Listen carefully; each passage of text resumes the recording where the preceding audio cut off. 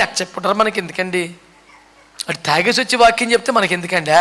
పచ్చి వ్యభిచారం చేసి వచ్చి బల్ల ఇచ్చేస్తే మనకి ఎందుకని? సిగ్గుమాలి బతుకని.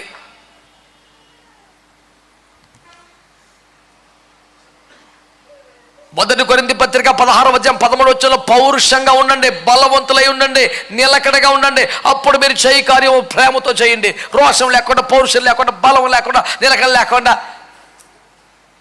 దేవుని ప్రేమను బడా అది లాస్ట్ పాయింట్. కొన్ని క్వాలిటీస్ ఉండాలి నీకు. దేవునికి స్తోత్రం కలుగునుగాక. ఇంకా ఎందుకు ఏడుస్తుంది? పాపాన్ని సహించలేక ప్రార్థన చేసినది కదా. రెండో పాయింట్ ఏంటి? ఒక నూతన తరపు సేవకులను లేపండి ప్రభా. వీళ్ళు చేయట్లేదు ప్రభా, నాశనం చేసేస్తున్నారు ప్రభా, పాడైపోయింది ప్రభా.